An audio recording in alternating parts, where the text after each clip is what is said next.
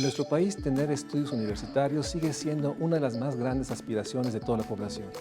¿Cuántos jóvenes están en educación superior? ¿Cuáles son las implicaciones de esto?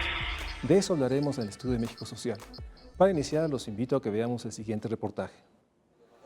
Cursar una carrera universitaria sigue siendo un sueño muy lejano para la gran mayoría de los jóvenes mexicanos.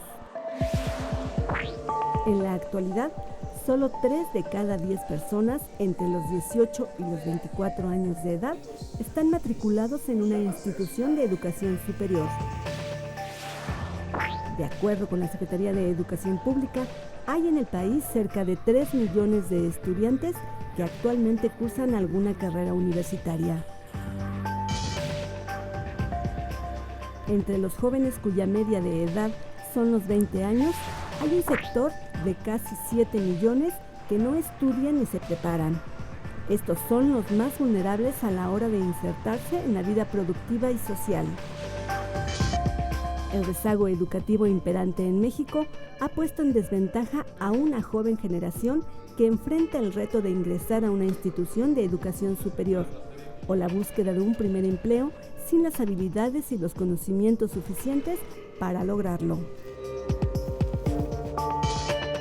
La causa de que los jóvenes de hoy se encuentren sin conocimientos y habilidades suficientes tiene su origen en la educación básica. De acuerdo al Instituto Nacional de Estadística y Geografía, en promedio, de cada 100 niños que ingresan a la primaria, 50 concluyen sus estudios de nivel medio superior, 21 egresan de formación universitaria y solo 13 se titulan. Sin duda, este rezago representa uno de los principales retos que enfrenta el país. De acuerdo a organismos internacionales como la UNESCO, debe afrontarse con una política de Estado orientada a ampliar oportunidades para niños y jóvenes.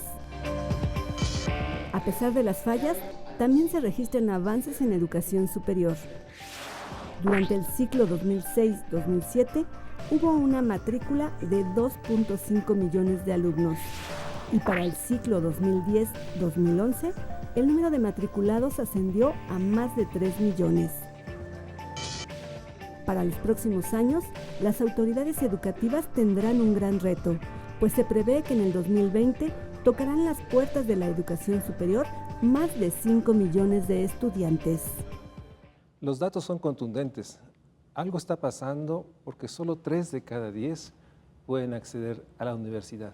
Y sin duda para las familias que siguen pensando que es la gran aspiración, es una gran frustración pensar que después de tanto esfuerzo no van a tener acceso. Entonces yo quisiera iniciar agradeciéndoles su presencia.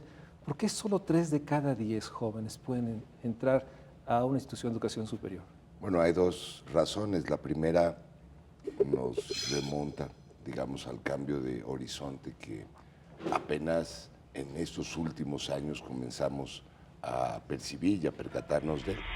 Yo recuerdo que a principios de este siglo se decía que la educación superior sería la educación básica del siglo XXI. Entonces me parecía una exageración, ya no pienso lo mismo. Creo que ese vaticinio tenía mucho sentido. Pero en México construimos, como en otros países, en la mayoría de los países, una estructura de educación de corte muy piramidal, es decir, educación superior reservada para las élites, de carácter extremadamente meritocrático, con funciones de reproducción y no de transformación de la estructura social y eventualmente como un canal de movilidad. Así fue diseñada, digamos, nuestra estructura educativa. Decía, no es solamente el caso de México, es muy generalizado. Esto por un lado. Y por otro lado, refleja la cantidad de jóvenes que tienen acceso a la educación superior, fundamentalmente que el número de jóvenes que se quedan en tramos previos sigue siendo muy alto, ¿no? Es decir, que no tienen condiciones de transitar por la educación básica hasta el final, hasta concluir la secundaria, o que en el ciclo de bachillerato se van perdiendo, ¿no? En ese sentido, Manuel, ¿estarías de acuerdo que hay una visión de país, una idea de país que se expresan esta, digamos, esta escasa oferta educativa? Fíjate, Mario, Roberto, yo pienso que más que una visión de país, estas cifras se explican porque la sociedad mexicana ha generado una gigantesca tolerancia a la desigualdad. Es decir, uno de los problemas que últimamente yo he pensado que más nos impiden pensar un proyecto de nación, un proyecto de país, un proyecto de futuro, es que toleramos mucho la desigualdad.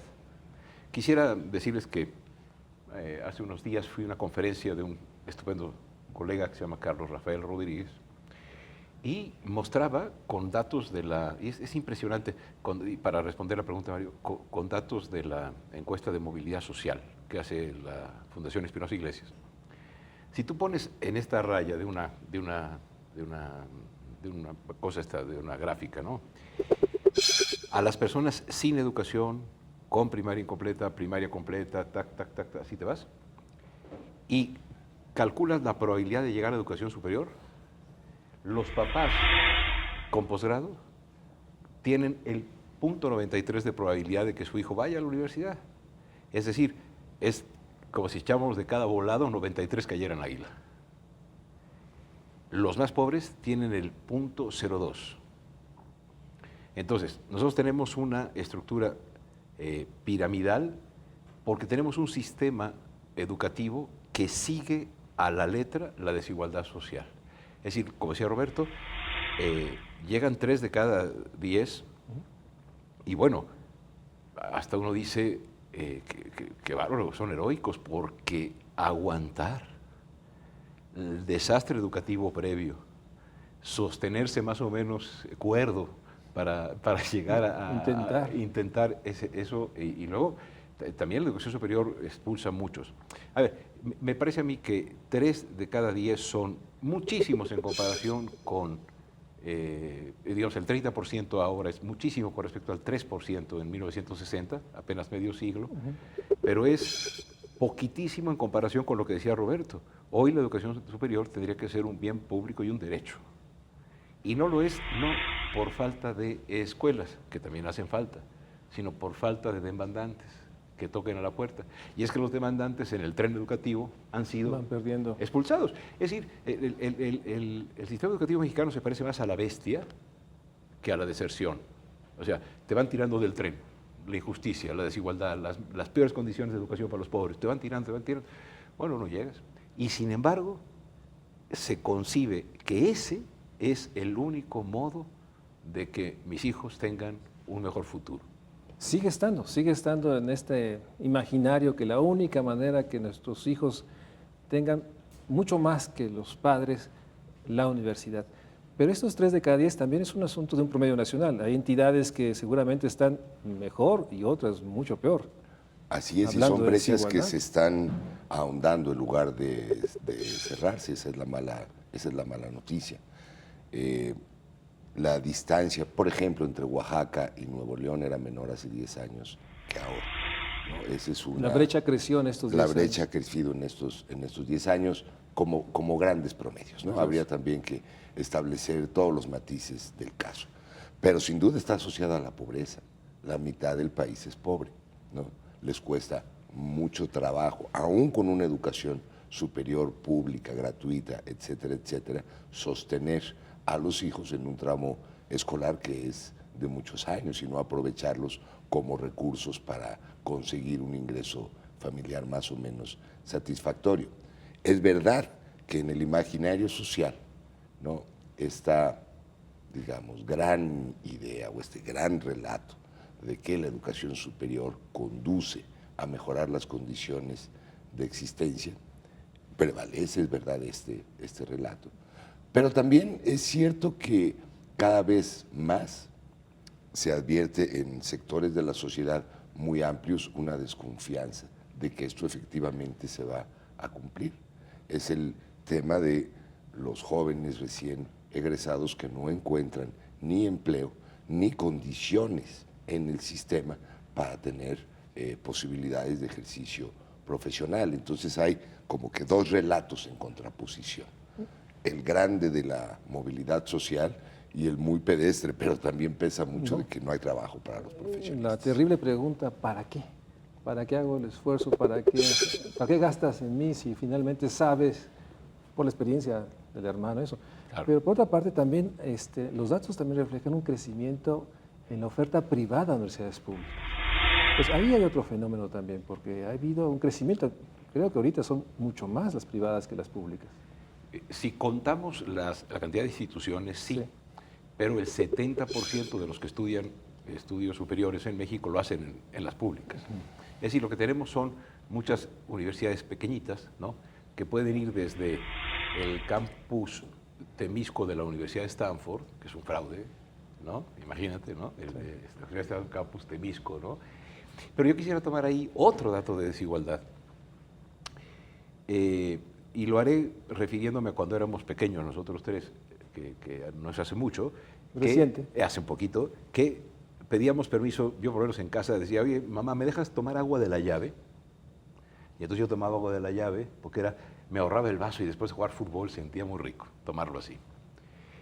De repente se dijo que el agua era mala y en consecuencia, en vez de arreglar la potabilización del agua, se abrió el mercado para las aguas embotelladas, que es millonarísimo. Igual pasa en la educación superior, con esto terminaría.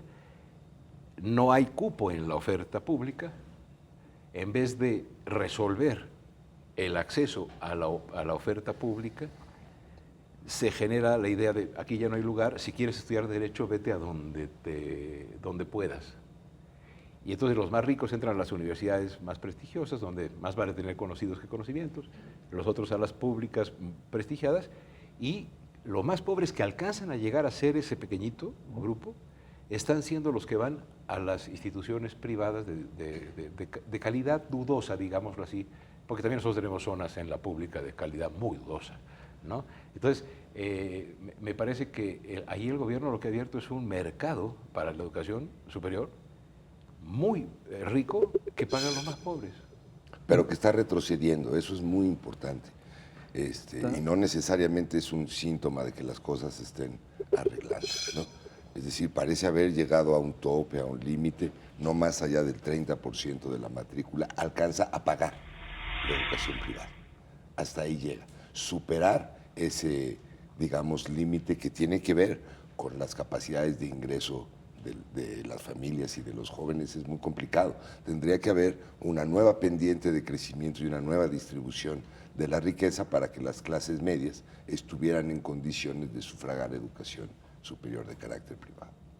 Vamos a un corte, estamos hablando de la educación superior, los grandes problemas que tenemos, no solo en términos de acceso, también de calidad, y lo que está, como siempre, en el centro, esta fractura estructural de nuestro país, la desigualdad. Vamos a un corte y regresamos a seguir hablando sobre la educación superior.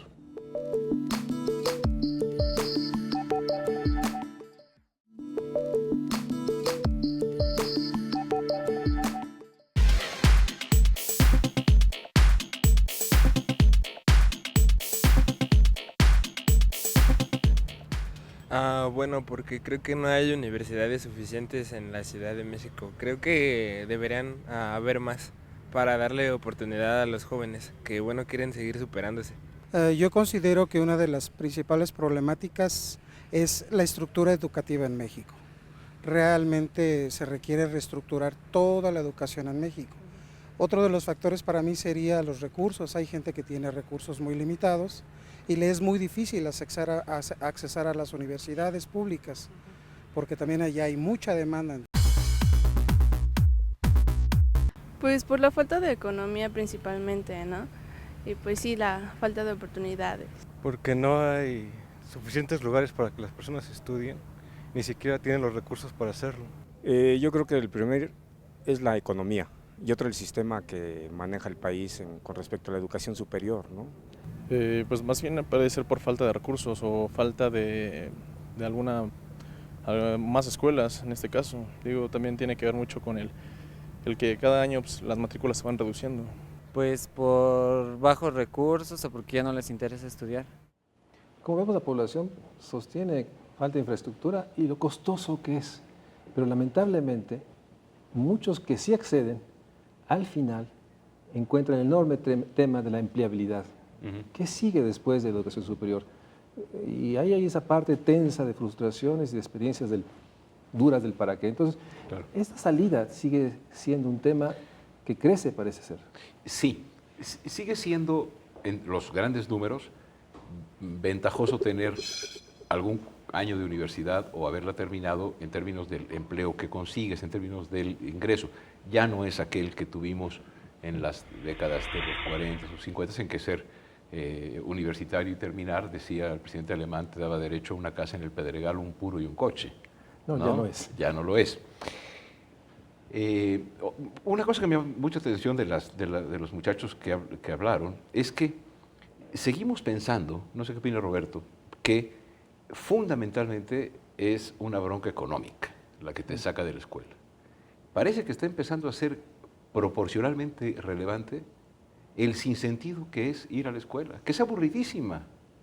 O sea, yo creo que solo un tipo muy entusiasmado por su familia puede aguantar la secundaria mexicana con 15 clases al día y cargando libros. Está empezando a ser aburrida la escuela. La escuela está enfrentando con procesos del siglo XIX, chamacos del XXI. Nada más quería advertir ese asunto. Y luego ya en la cuestión del empleo, es interesante, ¿no? Hay una colega nuestra que allí en el Seminario de Educación Superior de la UNAM, donde pertenecemos Roberto y yo y otros más, dice que hay una especie de becarización. Es decir, antes con la licenciatura te ibas al empleo, ahora necesitas una maestría o un doctorado.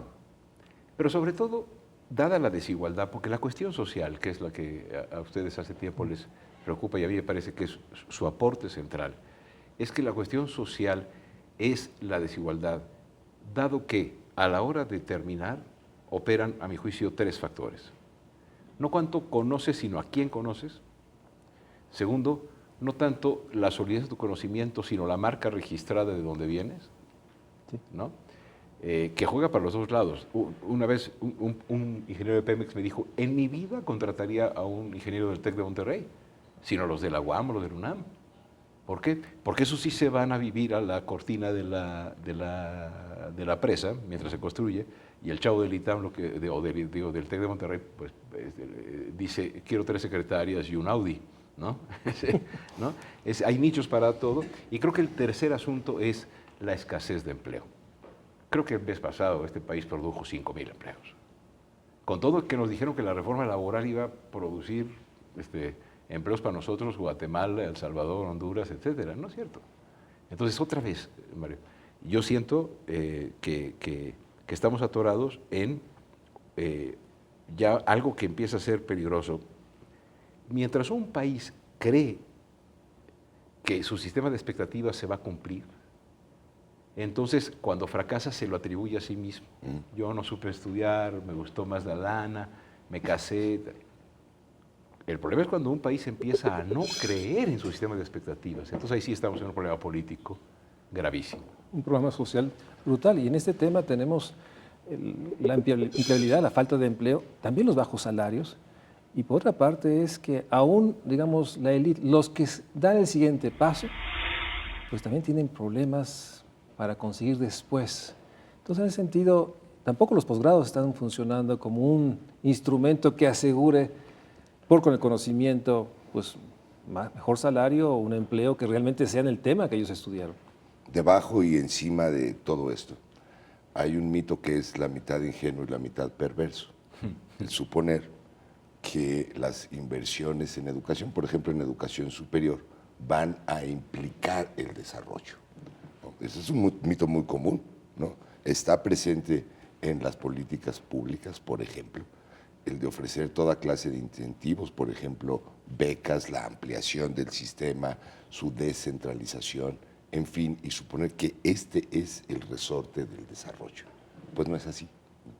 No es así, hay suficiente evidencia, no solamente en el caso de México, en muchos más, en que si no hay una sinergia entre políticas que tienen como enfoque propiciar el desarrollo, de las cuales la educación superior es un componente, ¿no? La educación superior por sí misma no cambia nada. Esto es así. Vamos a poner un ejemplo. Los médicos por sí mismos no construyen hospitales. se necesita que existan los hospitales, ¿no? Ahora hay un déficit en hospitales de alta especialidad muy notable y en médicos preparados a ese nivel que puedan encontrar en eso, en un proyecto de salud pública renovado, nuevas expectativas de colocación, ¿no? Si no, estamos lanzando a los médicos que se forman al desempleo. No solo eso, eso es la mitad del asunto.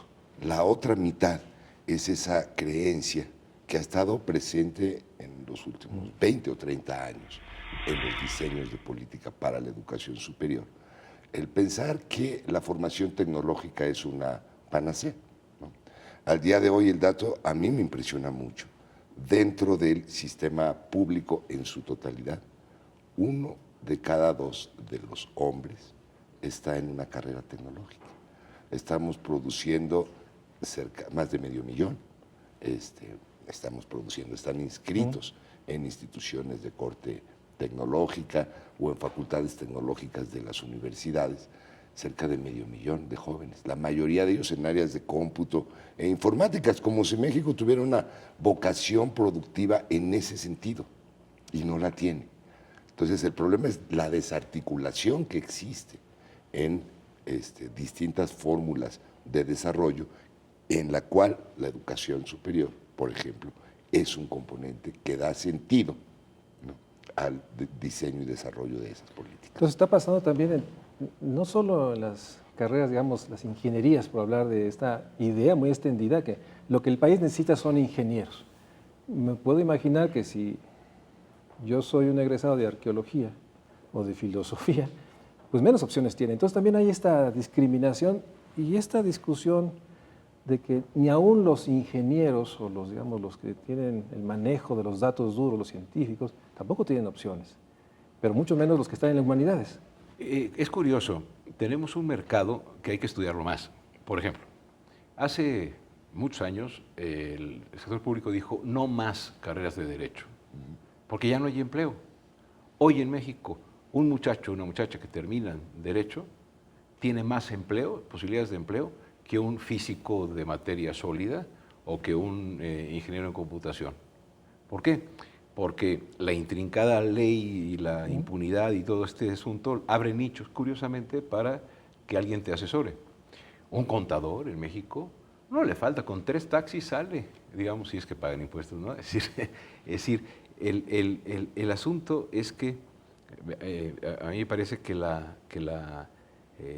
digamos, que la zona de las humanidades, porque ahorita me metí a las profesiones y tú me preguntaste sobre humanidades, fíjate que su destino natural era el mercado académico o el mercado educativo, ¿no?, los puestos educativos. Perdón por decir esta anécdota, la suelo decir. Yo concursé en 1981 contra mí mismo y haciendo un esfuerzo brutal gané. Porque a la semana que sigue tenía que haber alguien que hiciera las veces de profesor en la UAM Azcapotzalco, ¿no? Hoy, cuando el Colegio de México o la UNAM abren una plaza, hay 100, 150 muchachos con postdoctorado tratando de entrar a un puesto. Entonces, y sobre todo en las áreas como estas, filosofía, arqueología, que son fundamentales para el país, ¿no? Entonces, sí me parece que la estructura de la colocación donde estos muchachos y muchachas pueden incrementar la riqueza nacional, pues sí la tenemos que pensar. Me hizo pensar mucho, Roberto, en que hay científicos que dicen que nosotros somos subdesarrollados porque tenemos una ciencia subdesarrollada. La relación causal es inversa. Nosotros tenemos una ciencia subdesarrollada porque no tenemos un proyecto de desarrollo del país.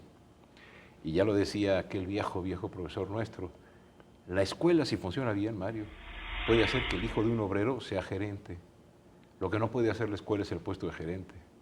Claro. Y lo que tenemos es, creo que 20 años, en que necesitaríamos 1 millón de empleos cada año y hemos logrado en los mejores años 350,000. Entonces, la barbaridad hacia la informalidad, el encontrarte muchachos con estudios superiores que están vendiendo pilas en una esquina en el centro, nos habla de una inadecuación entre el sistema educativo y el aparato productivo. Y el aparato productivo, pero es que el aparato productivo es el que va a jalar al sistema educativo.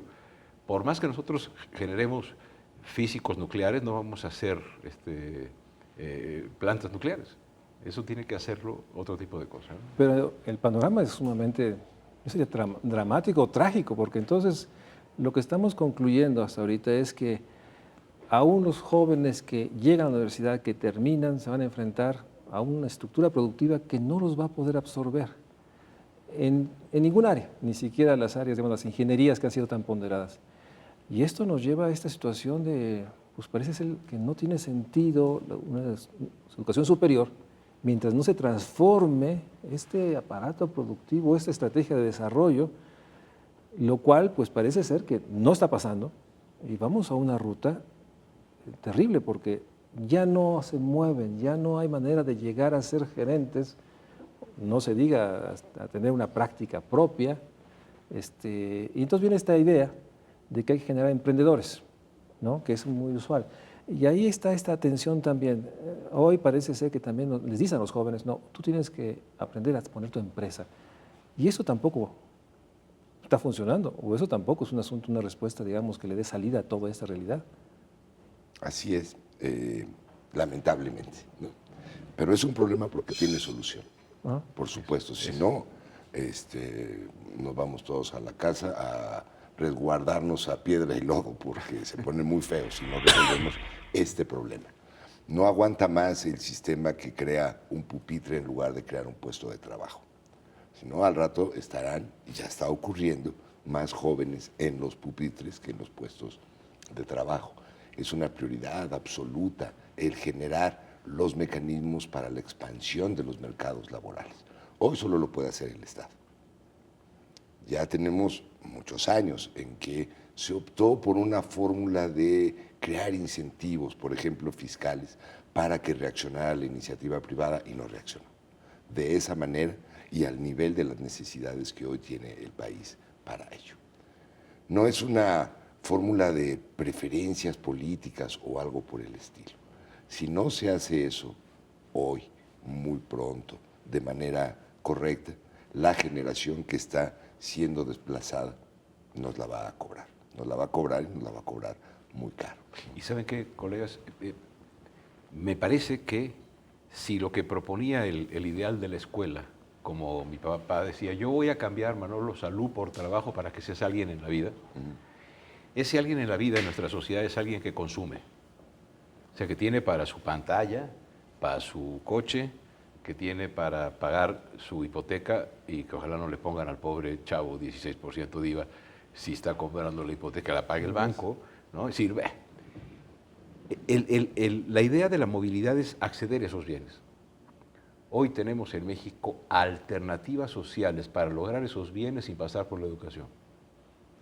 Y no son legítimas, no son legales, pero son muchísimo más certeras. Muy accesibles. Claro, y entonces, obviamente, no quiero decir con esto que los muchachos sean, porque salen de la escuela, no, la mayoría de los muchachos que salen de la escuela son extraordinarias personas, pero empieza a verse ese que llaman el movimiento alterado, en el cual la canción es, yo prefiero vivir 25 años bien, con un montón de chicas y es misógino mucho el mensaje y el whisky más caro, que no voy a decir la marca para que no me regañes, ¿verdad? Y yo prefiero vivir 25 años y que me maten a tener 58 como mi padre, que es un pobre tipo que no saca ni para comer bien. Ese espacio, la informalidad, el roce con la ilegalidad de muchos de estos aspectos, está dando más certidumbre de consumo que la escuela, porque la escuela está postergando cada vez más. Ahora, después del doctorado tienes chance. Los chavos que tienen una beca de doctorado son parte del 10% más rico del país, porque el 85% de la PEA tiene como ingreso menos de 5,000 pesos. Un muchacho con una beca de posgrado tiene 10, 12,000 pesos, ¿no? Así es. Así es. Entonces, bueno, realmente, cada que lo platicamos, cada que nos hace favor de invitarnos, Mario Luis, cada que vemos que la cuestión social es, México tiene futuro, sí y solo sí, el Estado recobra No la rectoría de la educación a través de la recuperación de las contrataciones de los profesores para... No. Si recobra el liderazgo que tiene en todo país desarrollado para indicar y para poner condiciones para un desarrollo económico más equitativo y menos dependiente del origen social. Vamos a un corte. Nos quedamos con esta pregunta. Que el Estado retome la capacidad de orientar un nuevo curso de desarrollo. La primera reacción es, ¿y si el Estado tampoco puede? Vamos a un corte y regresamos a este estudio de México Social.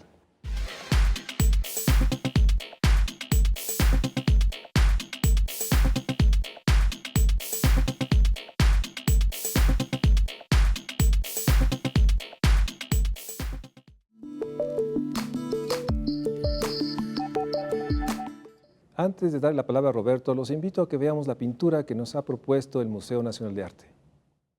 Yo les voy a hablar el día de hoy de este gran lienzo que se encuentra detrás de mí, que se llama Galileo en la Universidad de Padua, demostrando sus teorías astronómicas, que es del pintor Félix Parra.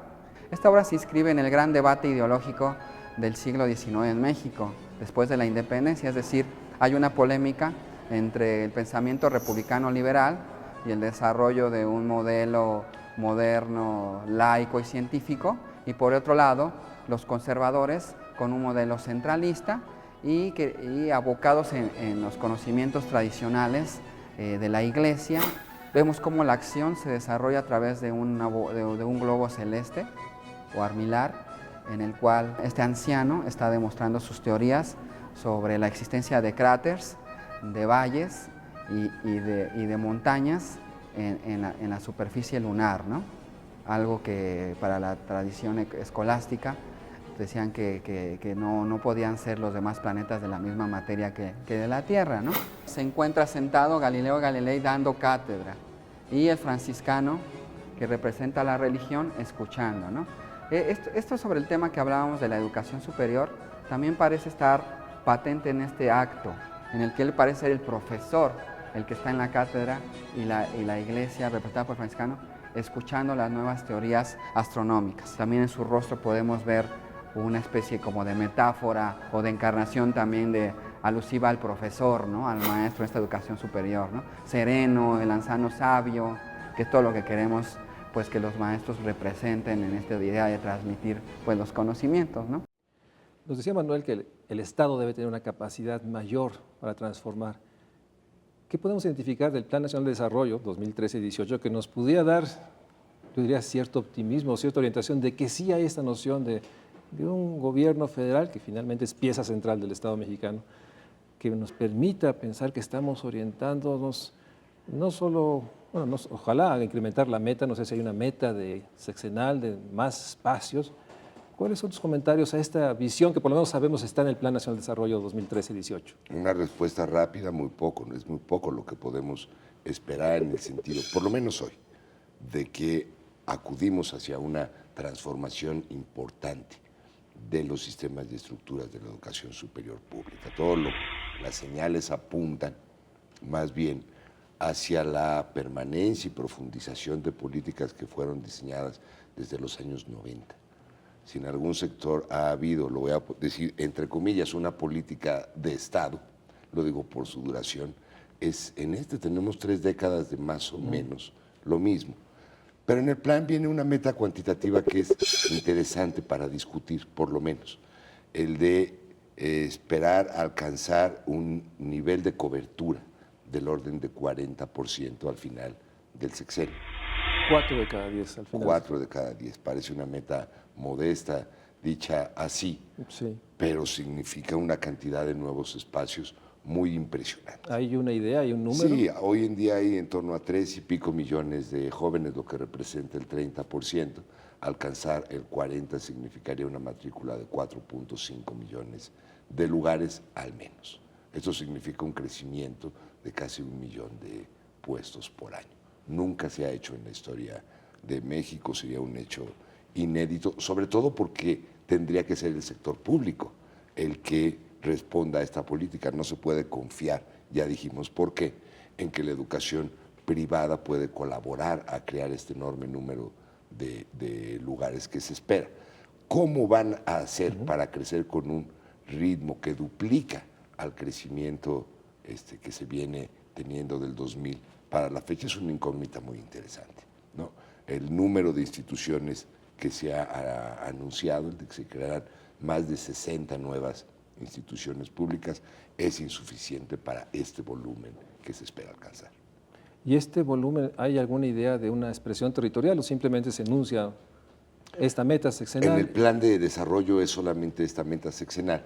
Se dará a conocer, esperamos que en 1, 2 o 3 meses, el programa sectorial, y se espera que ahí vengan definiciones más precisas que alcancen la dimensión territorial. Pero hablamos, Manuel, de rectoría del Estado, y eso obviamente es mucho más que la Secretaría de Educación Pública, con sus capacidades, tiene que ver con una definición de como decimos nosotros en la UNAM, un rumbo alternativo de desarrollo. Y en ese sentido, ¿observas alguna sinergia entre una propuesta diferente de transformar el aparato productivo, o sigue viendo parece ser, esperanza que la educación genere espacios para los jóvenes, pero no hay por lo menos explícitamente en el plano, o hay alguna referencia que nos diga que sí van a buscar? Digamos, me parece que la meta a la que alude Roberto, que es la que tenemos, que va a nacer el 40%, que por cierto la bajaron del 45 al 40, cuando también, para desgracia de este país, aquí las cuentas no salen, no sabemos ni cuántos murieron en el 68, ni cuántos chicos tenemos de 18 a 22 años o 19 a 26. Es un desastre. Todas las tasas de cobertura se calculan con grupos de edad. Así es. Bueno, entonces parece que se asustaron al ver que los ajustes que derivaban del censo hacían que el grupo de edad fuese mayor. Entonces dijeron, no, vámonos tranquilitos, vámonos al 40. Pero como dice Roberto, ¿cómo hacemos para que haya 1 millón de muchachos más en la matrícula, tomando en cuenta que cada año también por egreso y por abandono se van? Es decir, la matrícula no solo es un factor como en la teoría de la cubeta, del flujo, sino que la cubeta también tiene grietas y tiene una llavecita por la cual egresan. Entonces tú, para tener 4,5 millones de chavos, vas a tener que tomar en cuenta que tienes que ponerle muchísimos más de 1 millón al año, porque se te están yendo los egresados, digamos, en el monto de la matrícula. Entonces, yo siento que se sigue confiando en que dar un pupitre es suficiente. Pero yo creo que es una política, digamos, mediocre, que si nosotros analizamos cómo ha evolucionado el crecimiento de las instituciones de educación superior, tú, conforme te vas a sectores más pobres o menos habituallados del capital cultural, les vas dando oferta más mala, o más acotadita. Por ejemplo, en las universidades interculturales, si tú ves, que son las en donde asiste la mayoría de los indígenas, si tú ves el currículum, un muchacho celtal en México no puede ser historiador. Tiene que ser licenciado o técnico profesional en la administración de ejidos que no queden más allá de 5 metros de su casa y que tengan alambre de... No, hombre, por Dios. Es decir, y en cambio, a los que entran a la UNAM o a los que entramos a otras universidades nos dijeron, usted si es filósofo, vaya y piense con Kant, si quiere, váyase a su tumba. O sea, otra vez, nuestro sistema educativo superior está segmentado. A los que requerirían mejores condiciones educativas, el gobierno les ha ofrecido opciones de educación superior muy locales. Muy limitadas. Y con la lógica que es, por eso le llamo segmentación, que excluye a muchos de ellos de tener una carrera universitaria, por ejemplo, clásica, que es con la que sueñan sus padres. Entonces, el panorama es un sistema educativo que desde el principio, desde la primaria, es hermano gemelo, es el espejo de la desigualdad. Y luego un sistema educativo superior que ha pasado a ser del 33%, siguiendo esa segmentación. Bueno, si llegamos al 40%, la gran pregunta es, ¿estamos abriendo acceso al conocimiento relevante o estamos haciendo acceso a pupitres y sobre todo a pupitres virtuales en las modalidades abiertas y a distancia, Bueno. en las cuales los que menos tienen chance de ser autodidactas son a los que les damos ese servicio. Y por otra parte está esta realidad de una educación que reproduce desigualdad, ¿no? Finalmente no tenemos esta realidad de que los jóvenes indígenas puedan tener acceso a todo, una actividad productiva que sigue estancada donde está. Entonces una pregunta sería, ¿hay alguna experiencia internacional que pudiéramos decir si es posible, hay una manera en la cual se transforma la educación superior, no solo se amplía, pero también va vinculada a una idea de desarrollo más clara? ¿Hay alguna experiencia que pudiera ser relevante para dar una idea de que sí es posible? ¿O todo está en esa situación No, hay de dos tipos, experiencias en la zona de casos exitosos y experiencias en la zona de casos no exitosos. Por ejemplo, el caso de Corea, ¿no? Que ahora es multicitado y multiconocido, con un, yo diría, gobierno demasiado autoritario, rígido, etcétera, tomó la decisión de un pacto entre empresarios, trabajadores y el sector educativo, de emprender un camino hacia el desarrollo tecnológico. Primero crearon las fábricas y después las escuelas para capacitar a las personas para esas fábricas. Nosotros creemos que se puede hacer al revés y no se puede hacer al revés. En Brasil están haciendo un poco ese mismo modelo de operar al mismo tiempo con un sector productivo muy sofisticado, producción de conocimiento científico y de tecnología de vanguardia, y entonces acercar el currículum universitario hacia esos nuevos, digamos, derroteros productivos. Si solamente se atiende al tema de la cobertura, puede haber sistemas de educación superior gigantescos. Los hay en Argentina, recientemente en Bolivia, en Ecuador, en Perú, que tienen tasas de cobertura muy superiores a la mexicana, pero que ese hecho no alcanza a detonar procesos de desarrollo porque no están presentes otras variables que deberían estarlo. Y se genera todo este proceso de los más talentosos buscan, salen de los países de origen y tratan de llegar a algún lugar donde haya un empleo. Vamos a un corte, estamos hablando de la educación superior, la enorme importancia de vincularlo a la construcción de este México social que está hoy siendo discutido, pensado en este estudio. Vamos a un corte.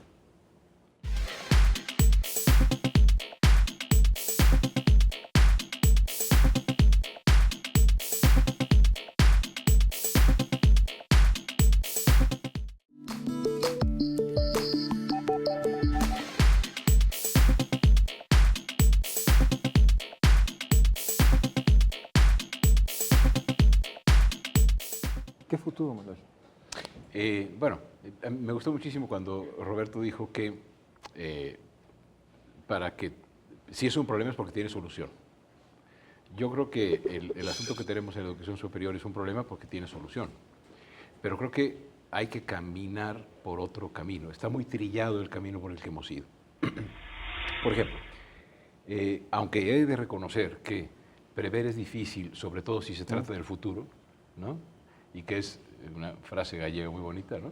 Porque ni modo que preveamos para atrás, y que es mejor ser historiador que profeta. Entonces me arriesgo a decir que creo que necesitamos nosotros, los universitarios, retomar el control de la regulación de nuestro oficio, aliarnos con las autoridades educativas, hacer, por ejemplo, de la NUYES una institución que haga un análisis crítico de cómo nos hemos desarrollado y que entonces le proponga al gobierno, no esperar todo de él, le proponga al gobierno un plan de desarrollo más maduro, más hecho por los que saben de esto, ¿no?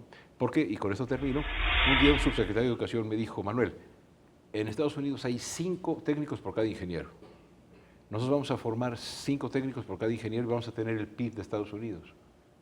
No, pues así contra la base por bolas no hay defensa. Sí. Entonces yo creo que nos tenemos que meter los ciudadanos de la universidad, ¿no? Y sobre todo, estoy seguro que o se modifica el modelo de desarrollo y distribución del ingreso o el país no es viable. Y ahí es donde la educación puede jugar, ya sea en paralelo o con cierto retraso hacia la política de desarrollo, creo. ¿Ves así el futuro? El único optimismo que entra en mi reflexión es el saber, tener la convicción que solo las sociedades educadas tienen capacidades de autotransformación. Por lo tanto, la apuesta por la educación nunca es una apuesta en vano, aunque existan todas estas limitantes de cantidad, de calidad, de sentido que hoy vemos en el panorama. De cualquier manera, esta renovación de las condiciones de racionalidad de la nueva generación de jóvenes mexicanos en algún punto nos conducirá a algún lugar que a lo mejor no es el que a la generación actual más le guste, pero desarrolla capacidades de autotransformación. Dicho esto, diría que tenemos enfrente problemas que son problemas y oportunidades, ¿sabes? Que son como para enfrentar de inmediato. Hoy México, perdona que te dé este dato, produce más ingenieros que Brasil, más que Estados Unidos, tantos como Corea. Es de los países que producen más ingenieros en el mundo. Esto es así. Pero no tiene en dónde ocuparlos y por eso se van a Estados Unidos o a China o a Brasil. Está lleno ahora de ingenieros mexicanos. Apostamos por eso y fue una apuesta que funcionó la mitad. Ya tenemos los recursos, el reto es ahora en qué los podemos utilizar de manera que generen riqueza. La solución del ingeniero emprendedor, espero que ya haya quedado entre los mitos que es necesario desmontar para poder entender algunas cosas al día de hoy. Esa es una de las tareas, desarmar, desconstruir esta mitología que es tan pesada y que gravita demasiado en torno al diseño de soluciones creativas y nuevas. ¿Y si ves esta idea de que la NUYES puede ser un instrumento o un espacio pertinente para construir opciones? Es su responsabilidad en la medida que articula y, digamos, es recipiente de las autonomías del conjunto de las universidades y tiene una forma de interlocución con el Estado que es distinta que la que puede establecer cada uno del, digamos, elementos del gran archipiélago que es el sistema de educación superior. Digo, me gusta la idea esta que planteas de que hay una asociación de todas las universidades que pueden ellos ser capaces de plantear de una manera muy crítica y cuestionar el camino. ¿Sí ves esta posibilidad ahí? Es decir, yo me tengo que aferrar a algo en el sentido, a ver, dice Roberto, una sociedad educada, aunque no inmediatamente dé frutos, es mejor que una sociedad no educada. Perfecto. Ahora, yo lo que veo es que hay un gran abismo entre las comunidades académicas y sus autoridades. Y luego, hay un abismo muy grande entre las autoridades y ellas mismas, y hay una enorme cercanía con la SEP, hasta el punto que de repente la NUYES es la que opera las políticas de la subsecretaría. No, tomémosle distancia para que desde la NUYES, la Asociación de Rectores, con más consulta en sus comunidades, diga, tenemos una propuesta de desarrollo de la educación superior. Ahora, esa propuesta de desarrollo de la educación superior, creo yo que pasa por recobrar las autonomías, por recobrar la necesidad de reconocernos como profesionales de la educación, los profesores, porque ahora estamos totalmente individualizados, haciendo puntitos para el SNI y ganándonos algunos centavos extras. Hay que reconstruir el tejido social, dirían esta nueva forma de decir las cosas, en las universidades, y yo sí creo que empujar a nuestras autoridades a que digan, ¿sabes qué? Por aquí tenemos que ir, hacernos más sujetos o agentes del cambio que simplemente esperar todo de arriba. Y creo que la NUYES es una asociación que tiene 50 y tantos años. Así es. ¿No? Hombre, tenemos ese recurso. Bueno, pero ahorita están haciendo el programa sectorial. ¿Ustedes ven algún indicio ahí en esa construcción del programa sectorial que tiene un apartado de educación superior? ¿Están participando? ¿Están ustedes viendo que está esta reflexión ahí? No, de ninguna manera. Son tiempos de cierre a la interlocución que antes abrieron estos canales, pero ya no. Es decir, por lo menos en lo que a nosotros respecta, supongo que coincidirás con eso, no tenemos. O sea, yo creo, y eso es por el bien de la República que no me inviten a mí, ¿no? Pero ninguno de los conocidos que tengo, que llevamos años y años tratando de entender este abarrote, está en un equipo que esté haciendo el plan sectorial. ¿Quién estará haciendo el plan sectorial? Ojalá no sean tecnócratas que copiando modelos de otros países, dicen, le vamos a hacer así. Ojalá no, ojalá sea gente que tenga sensibilidad, que entienda el factor cultural de la educación. Porque quiero terminar con una cosa, Mario, Roberto. Un muchacho que está en la universidad tiene una coordenada social. Aunque sea una universidad patito, una universidad patote, una universidad buenísima, todos los días tiene un horario, tiene amigos, tiene que desplazarse en la ciudad, etc. Los que ha expulsado de la escuela y no tienen universidad, ¿cuáles son sus coordenadas sociales? Me parece que pueden ser, como decía mi madre, cuando había que faltar a la escuela, éramos como un ropero en el pasillo, un estorbo. ¿Dónde está el sector social, la coordenada social de ubicación? Eso es clave, Manuel. Para decirlo muy en breve, en el siglo XX el Estado hizo escuelas primarias y la sociedad universidades. Es una historia que no debemos de perder. Cualquiera que encontremos en el país de nuestras grandes universidades, incluida la UNAM, tiene tras de sí un asunto de gremios profesionales que se organizaron, etcétera, que disputaron con el Estado el control autónomo de la institución. Incluso el caso del Politécnico es ese, ¿no? Entonces, recobrar ese protagonismo, esa energía y esa inteligencia social para saber dónde están los cursos de desarrollo es muy importante. No esperemos que políticas públicas iluminadas sean el único vector de cambio. Esperemos que no sea así.